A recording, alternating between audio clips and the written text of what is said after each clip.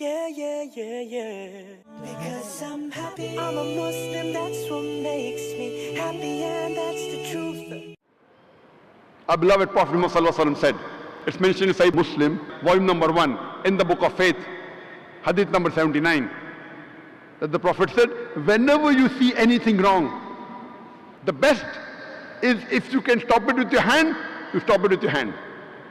If you cannot stop it with your hand, then stop it with your tongue. If you cannot stop it with the tongue, the least you can do is curse in your heart. And then you will be the lowest level of mu'min, the lowest level of believer. When you see something wrong, it's the duty of the Muslim. If he can, he should stop it with the hand, number 1. If he cannot, stop with the tongue. Ask him to stop that activity. If he cannot, the least he can do is curse in his heart. Then he is the lowest level of believer, the lowest level of mu'min.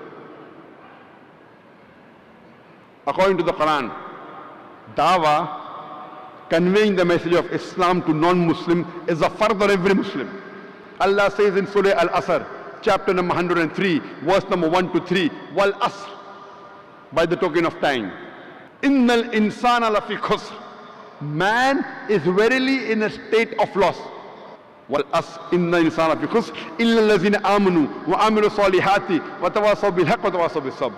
Except those who have faith, those who have righteous deeds, and those who exhort people to the truth, and those who exhort people to patience and perseverance. For any human being to go to Jannah, minimum 4 things are required according to Surah Al-Asr. Iman, that is faith. Amal salihat, that is righteous deeds. Watawasaw bil haqq, inviting people to truth. And watawasaw bis sabr, inviting people to patience and perseverance. And Imam Shafi, rahimahullah, he said that if this Surah Asr was revealed, it would have been sufficient for guidance for humankind. Imam Shafi rahimahullah, he said that if this surah was only revealed, this one surah of 3 verses would have been sufficient for guidance for humankind. It is so powerful. So if you want to go to Jannah, it is first you should do all 4 things. You may be a very good Muslim. You may be praying 5 times a day. You may have gone for Hajj. You may be fasting in the month of Ramadan. You may be paying zakat. But if you don't do dawah, if you don't convey the message to the non-Muslims, according to Surah Al-Asr, you shall not go to Jannah. Only dawah is also not sufficient. All 4 are equally important. Iman, righteous deed, dawah, watawasaw bil haqq, and inviting people to truth, and inviting people to patience and perseverance. If you don't do dawah according to Surah Al-Asr, you shall not go to Jannah. If Allah wants to forgive you and then put you in Jannah, if you don't do dawah, that's Allah's prerogative. Because Allah says in Surah Nisa chapter 4 verse 48 and Surah Nisa chapter 4 verse 116, if Allah pleases, He may forgive any sin. But the sin of shirk, He'll never forgive. The biggest sin in Islam for any human being is the sin of shirk, associating partners with Allah. It is a duty that we tell to the other non-Muslim brothers and sisters that you worship only one true God.